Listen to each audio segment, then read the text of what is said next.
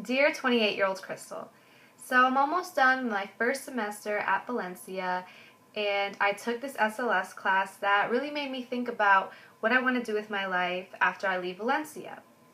And what I know now is that I want to pursue in counseling and major in psychology because I think our mental health is really important, and I think people should treat it like any other health in their body. The person who made me realize this was my high school counselor. Her name is Miss Beckemeyer, and I would always go to her with problems, like with people at school or things at home, and she would just give me the best advice that my friends couldn't give me. This is exactly what made me realize that I would want to be this type of person for somebody else. This SLS class also made me think about furthering my education after Valencia. So right now I'm working on getting my AA, and afterwards I'm thinking about moving to California to finish my bachelor's degree at the University of San Diego.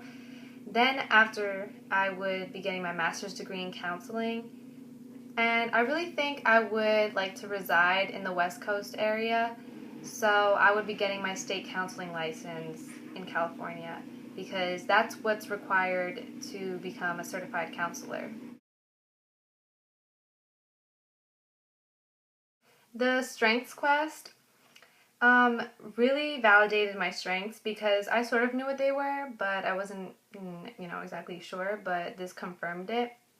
My top three strengths are harmony, empathy, and consistency. Harmony is basically always looking for common ground unless something is going against something I strongly believe in. Empathy is being open-minded and understanding to other people's situations. And consistency is treating everybody equally, pretty much. And these strengths, I feel like they have an advantage for me because in the job that I want to pursue, it with talking to patients, it gives them like a safe environment whenever they're around me.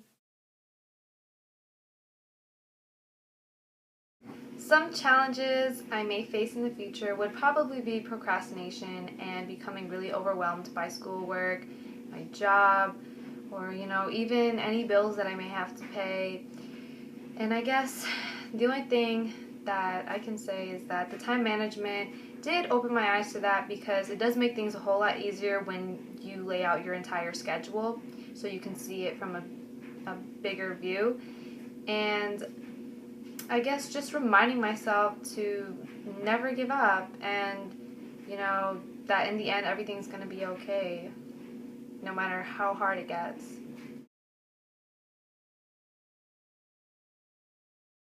Have you always wanted to do this? Not really. Uh, I am a retired Army officer, and I was in aviation field, so I was an aviator. I piloted helicopters and airplanes. I was a paratrooper too, and did Army type stuff. But while I was in the Army, I realized that people are a pretty important ingredient in life. And so I felt as though I needed to know more about people. It would help me be a better person and help me interact with people better. So I liked people type subjects.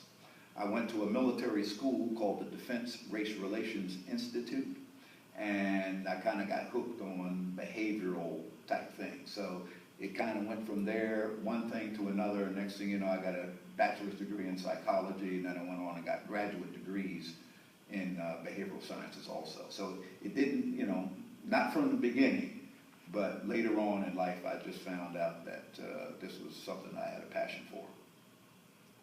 Was it what you expected? Yeah, pretty much so. I actually taught post-secondary school, in other words, post-high school things in the military. So I was used to doing classroom instruction and things like that. So it wasn't any problem. I've been teaching at colleges since 1990, I think 1992 is when I taught my first college level course. So I've been doing it now for quite some time. And I still do it because I enjoy it.